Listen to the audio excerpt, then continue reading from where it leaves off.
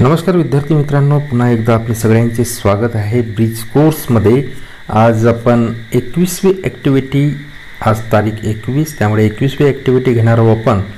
यामधील 21वी ॲक्टिव्हिटी पहा, LO statement 9 मधली ॲक्टिव्हिटी नंबर 1 आहे। तर याच्यामध्ये जे लर्निंग आउटकम्स कोणते आहेत पहा, learn new words, expression and enrich his or her vocabulary through reading.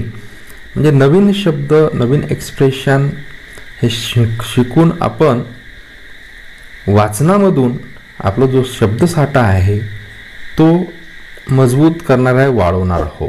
याच्यामधील activity number 1 पहा, ऑब्जेक्टिव्ह कोणते दिले आहे त्याच्यामध्ये पहा, to enable students to learn new words and vocabulary, to enrich the vocabulary, to develop their language skill, to make them confident and bold reader through reading skill, to enable them to find out the particular word from the dictionary। तर पहा, हे याच्यामधील objective आहे की तुम्हाला नवीन शब्द शिकवण्यास मदत होईल, तुमचा जो शब्दसाठा आहे तो वाढेल, लँग्वेज स्किल डेव्हलप होईल, तुमच्यामध्ये कॉन्फिडंट आत्मविश्वास निर्माण होईल, वाचण्याचे स्किल अवगत होईल आणि एखादी विशिष्ट शब्द डिक्शनरीमधून शोधणे ही सुद्धा कला तुमच्यामध्ये अवगत होईल। त्यानंतर शिक्षकांकरता काही इन्स्ट्रक्शन दिलेले आहेत त्या लक्षात घ्या।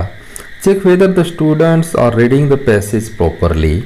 शिक्षक बघतील की विद्यार्थी योग्य रीतीने पॅसेज वाचत आहेत की नाही। Observe their tone of voice and intonation why reading passage. ते ऑब्झर्वेशन करतील तुमच्या टोनचं, व्हॉइसचं, इंटोनेशनचं। Let them chance to guess the meaning of the word. तुम्हाला संधी देतील शब्दाचा अर्थ ओळखण्याची, लावण्याची।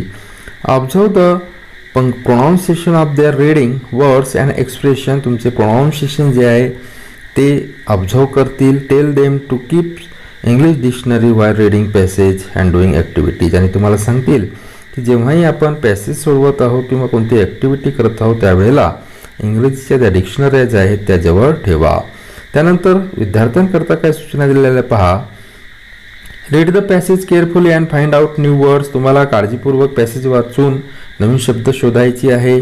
लिसन passage attentively to find out unknown words. तुम्हाला शिक्षक जेव्हा पॅसेज वाचतील त्यावेळेला तुम्हाला जो पॅसेज काळजीपूर्वक लक्ष देऊन ऐकायचा आहे आणि नवीन शब्द, अननोन वर्ड्स नोट डाऊन करायची आहेत। Guesses the meaning of a new word and try to tell the class. अर्थ लावण्याचा प्रयत्न करा नवीन शब्दांचा आणि वर्गात सांगा। Take down all important point in your notebook. जे काही इम्पॉर्टंट पॉईंट असतील त्या पॅसेजमधले ते आपल्या नोटबुकमध्ये नोट डाऊन करा। Complete all activities or as per given instruction. आणि ज्या काही सूचना दिलेल्या असतील त्यानुसार पूर्ण ॲक्टिव्हिटीज करा। Keep any good English dictionary with you. आणि सोबत एक चांगली इंग्रजीची डिक्शनरी आपल्या जवळ ठेवा। लर्निंग ॲक्टिव्हिटीमध्ये आपल्याला पहा, teacher ask to read the passage carefully and tell to find some new words. एक पॅसेज दिला जाईल इथं, तो पॅसेज आपण वाचूया, तुम्हाला वाचायला सांगतील शिक्षक आणि त्याच्यामधील नवीन शब्द शोधायला सांगतील। Teacher support our student to complete all activities. टीचर तुमची मदत करतील, सपोर्ट करतील तुम्हाला ॲक्टिव्हिटी पूर्ण करण्याकरता। Student follow our instruction and try to complete activity task. त्यानंतर तो पॅसेज वाचू आपण। At least one earthquake happen somewhere in the world every day। प्रत्येक दिवशी जगामध्ये एक तरी काय होत असतो, earthquake, भूकंप होत असतो, कमीत कमी एक तरी। On some day there are many more, a few cause great damage and loss of life। हे मोठं कारण आहे जीवनाची हानी होण्याचं। कोणतं? earthquake, कधी कधी फार जास्त होते। On some day there are many more, कोणत्या कोणत्या दिवशी जास्त होतात। Some are felt only as slight shudder of the ground, many more are so small that they can not be felt at all. पहा, काही काही लहान असतात त्याच्यामुळे काही परिणाम होत नाही तेवढा। We know about them only because they are shown on seismographs. आता पहा, ते आपल्याला जे लहान आहे ते दिसत नाहीत, परंतु ते आपल्याला माहीत कसे होतात, कारण ते सिस्मोग्राफ असतो, भूकंप भाकीत करणारा, भूकंप मोजणारा जो असतो त्याच्यामध्ये ते दिसते म्हणून ते माहीत होते। अ डेलिकेट इन्स्ट्रुमेंट, सिस्मोग्राफचं त्यांनी सांगितलं आहे, a delicate instrument which records movement of the ground. म्हणजे हा इन्स्ट्रुमेंट कशाचं आहे, रेकॉर्ड करतो कशाचं, ग्राउंडच्या हालचालीचं, त्याला म्हणतो आपण सिस्मोग्राफ.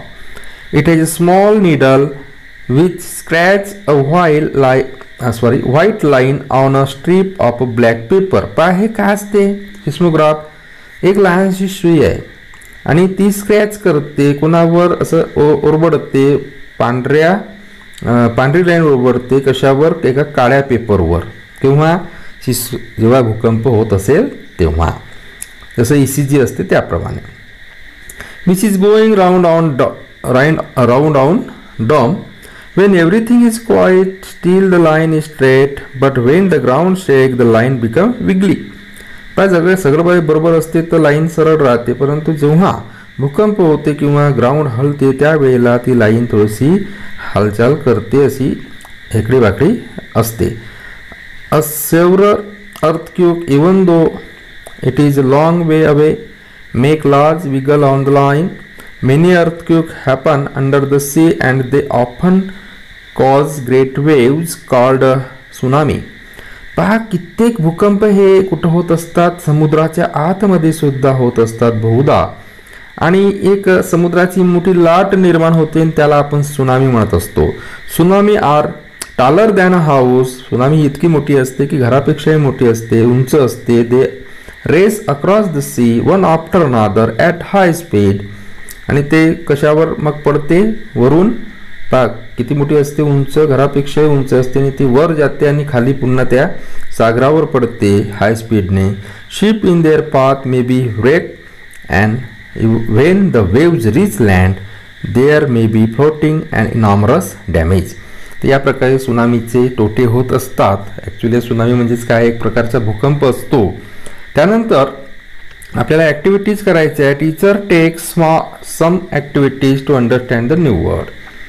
आता नवीन वर्ड करता काही ॲक्टिव्हिटीज घेतील टीचर, पण आपण इथे डायरेक्टली ह्या ॲक्टिव्हिटी पूर्ण करूया. Match the opposite word in column A with the meaning in column B. Opposite शब्दांच्या जोड्या लावायच्या आपल्याला. तर बघा अपोजिट शब्दांच्या जोड्या. ह्यूज काय आहे, अपोजिट. ह्यूजच्या विरुद्ध काय होईल, इनॉमरस. ह्यूजच्या विरुद्ध इनॉमरस. दुसरा आहे व्हायब्रेशन. व्हायब्रेशनच्या विरुद्ध शडर. व्हायब्रेशनच्या विरुद्ध शडर. त्यानंतर लिटल. लिटलच्या विरुद्ध स्मॉल आणि लॉसच्या विरुद्ध डॅमेज.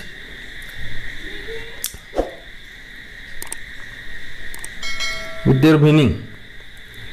ॲक्च्युली हे अपोजिट नाही, सेमच आहे, मिनिंग आहे दिलेले, आणि opposite word in column A with their meaning तर असं दिलं आहे, परंतु हे सारखंच आहे, त्यांचं सिनम्स वाटते इथं. जसं ह्यूज म्हणजे आपण लिहिलं इनॉमरस, खूप मोठा. व्हायब्रेशन म्हणजेच काय होते, शडर होते. लिटल म्हणजेच काय होते, स्मॉल होते, नाही का. आणि लॉस म्हणजेच काय होते, डॅमेज होते. या प्रकारे. त्यानंतर सिनम्स आहे. जर आपण याचं विरुद्धार्थी करायला गेलं तर लिटलचं इनॉमरस होईल, ह्यूजचं स्मॉल होईल, आणि लॉसचं नाही आहे ना मग, नाही का. या प्रकारे तुम्ही लिहून घ्या ते जे लिहून दिलं ते. त्यानंतर activity 2 answer in the question which are the various noun in the passage. वेगवेगळे नामं आलेले आहेत, नाउन्स आलेले आहे, बरेचसे आले. आपण काही लिहूया. पहा जसं ground, seismograph, needle, paper, drum, line, tsunami, ship, speed, land, way, wiggles इत्यादी. त्यानंतर पुढचं आहे did you find adjective here, which are they. Adjective सापडले, एखादं नाम आले तर ॲडजेक्टिव्ह असतीलच, नाही का.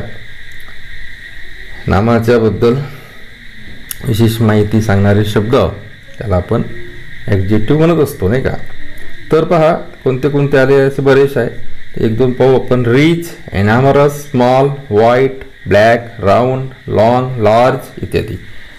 त्यानंतर complete the word chain of verb and at 4 word is beginning with the last letter of the previous word of your own. हे वर्ड कम्प्लीट वर्ड चेन बनवायचे आहे आपल्याला व्हर्बची. तुम्ही आपल्या मताने बनवू शकता की तुम्ही बनवून दाखवतो पहा. जसा फेल्ट आहे, फेल्ट नंतर टेल, टेल हे वर्ब आहे, त्यानंतर लर्न, नीड, डिसाईड या प्रकारे. सॉल्व ॲक्टिव्हिटी डेमोमध्ये teacher demonstrate one of the activity and support learner to get expound activity answer from the reading passage. ते एक्सपेक्टेड ॲन्सर तुमच्याकडून पाहिजे शिक्षकांना, ते तुम्ही देऊ शकता प्रश्न विचारल्यावर. आता हे तर आपण देऊनच राहिलो.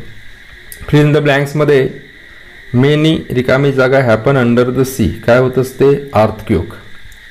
रिकाम्या जागेत काय लिहायचं? Earthquake. Are taller than house. कोण असते टॉलर? सुनामी.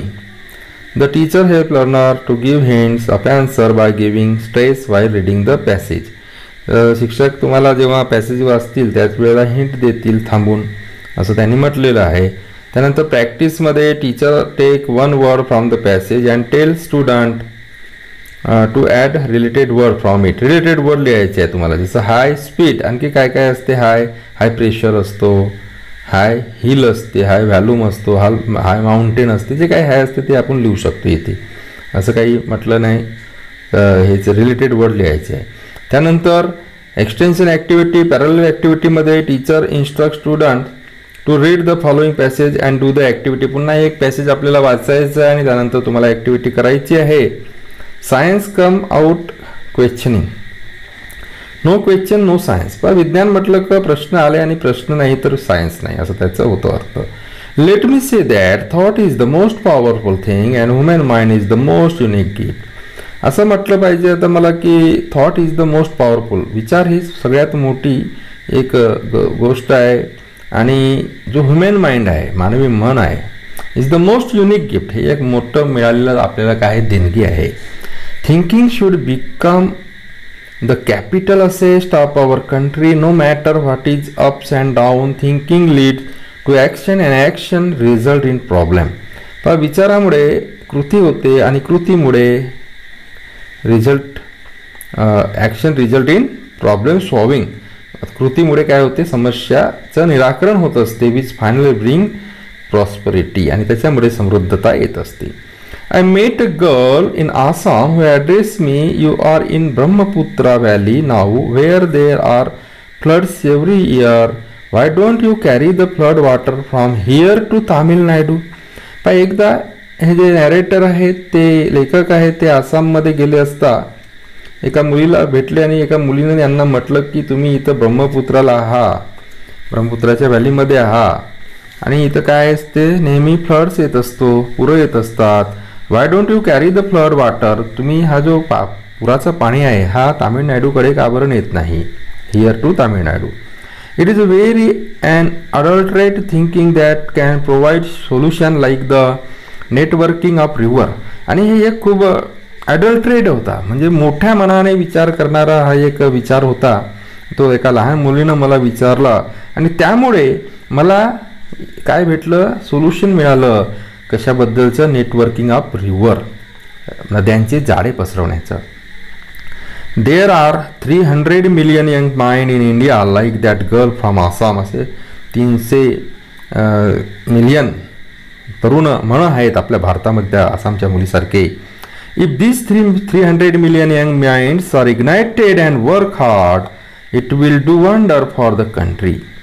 आणि पहा, असे 300 मिलियन जे माइंड्स आहे इग्नाइटेड झाले आणि त्यांनी जर कार्य केलं एकत्र होऊन, तर हे आपल्या भारताकरता खूप मोठी गोष्ट होईल, वंडरफुल थिंग होईल. प्रेरित झाले, इग्नाइटेड सॉल म्हणजे प्रेरित आत्मा ज्याला म्हणतो ना आपण. And ignited mind is the most powerful resources in our country. आणि जो प्रेरित झालेला मन आहे हा खूप मोठं सोर्स आहे, स्तोत्र आहे आपल्या देशाचं. It can works wonder in shaping the future of the country. Question everything so that mind remains active. पहा, प्रत्येक गोष्टीमध्ये प्रश्न शोधा तुम्ही. प्रत्येक गोष्टीमध्ये प्रश्न जर आपण शोधलो, प्रश्न काढण्याचा प्रयत्न केला, तर आपला माइंड हा काळ असतो ॲक्टिव्ह असतो, असं त्याला सांगायचं आहे. त्यानंतर ॲक्टिव्हिटी दिलेली आहे. Match the pair of synonyms in column A with their meaning in column B. Synonym समानार्थी शब्द, जसं युनिक. युनिकचा अर्थ काय होतो?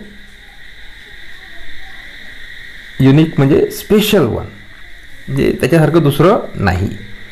त्यानंतर an adulterated, adulterated means sorry काय हां pure, pure. Capital main, capital main. Resource, resource म्हणजे ओरिजिन. या प्रकारे सिनम्स लावूया आपण. त्यानंतर एक्सटेन्शन ॲक्टिव्हिटीमध्ये teacher will boost confidence by checking fluency of new word as well as the vocabulary, confidence of finding out unfamiliar word and vocabulary from the dictionary, word power and vocabulary of student and how it effect in the class. हे evaluation करणार आहे, तुमचे शब्दसाठा वगैरे तपासणार आहे, शिक्षकाचं दिला आहे. त्यानंतर दीक्षा व्हिडिओ कंटेंटमध्ये काहीच दिलेलं नाही, टेन्शन घ्यायचं नाही, त्याच्यामध्ये काहीच दिलं नाही, त्याच्यामुळे काही पाहण्याची आवश्यकता नाही. My take away today I learn, आज आपण काय शिकलो. Today I learn how to deal with the new words and meaning, म्हणजे नवीन शब्द आणि त्यांचे अर्थ कसे पाहायचे ह्या गोष्टी आपण शिकलो. How to use dictionary Y reading any topic, कोणताही टॉपिक शिकत असताना किंवा वाचत असताना डिक्शनरीचा वापर केला पाहिजे, कसं करायचं. About the word chain activity, ह्या ॲक्टिव्हिटीबद्दल पाहिलं जे बोर्डाच्या परीक्षेला आपल्याला येत असते. वर्ड चेन त्याच्या वेगवेगळ्या असतात, word chain noun, verb, adjective, adverb सगळे असतात. त्यानंतर how to improve word power, आणि महत्त्वाची गोष्ट म्हणजे आपला शब्दसाठा कसा वाढवायचा, ही गोष्ट आपण या ॲक्टिव्हिटीमध्ये शिकलेलो आहोत. तर विद्यार्थी मित्रांनो, आजची ॲक्टिव्हिटी तुम्हाला समजली असेल तर व्हिडिओला नक्की एक लाईक तुमचा करा. चॅनलवर नवीन असाल तर सबस्क्राईब करायला विसरू नका. पुन्हा भेटूया नेक्स्ट ॲक्टिव्हिटीमध्ये उद्याला. तोपर्यंत धन्यवाद.